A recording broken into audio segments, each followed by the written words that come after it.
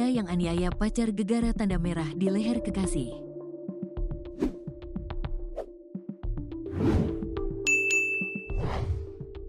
Seorang pria asal Cianjur, Jawa Barat nekat menyusul wanita pujaan hatinya yang kabur ke Tegal, Jawa Tengah. Pria berinisial SRP, 34, merasa kehilangan pacar RN, 33, yang tiba-tiba pergi meninggalkannya.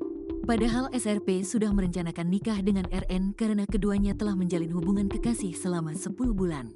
Namun dalam perjalanan, hubungan SRP dan RN retak lantaran si wanita terpergok selingkuh.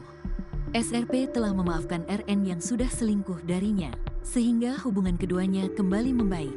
Namun RN selingkuh lagi hingga membuat SRP marah.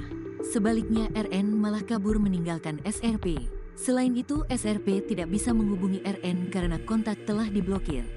Melalui penelusuran di media sosial, SRP yang tinggal di Cianjur menemukan keberadaan RN di Tegal, Jawa Tengah.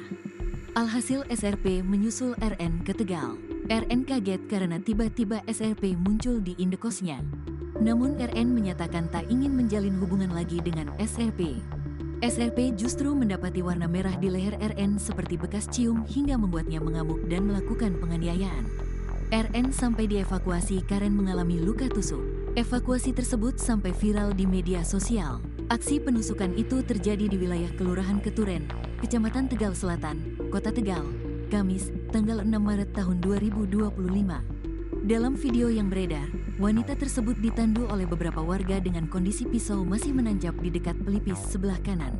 Mengutip tribunjateng.com, wanita tersebut ditemukan tergeletak di depan kamar kosnya pada Kamis sekitar pukul 22 waktu Indonesia Barat.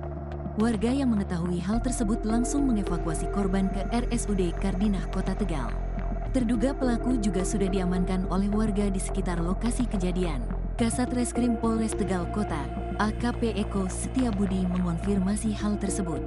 Meski begitu, ia masih belum bisa memberikan penjelasan lebih terkait kejadian penusukan tersebut.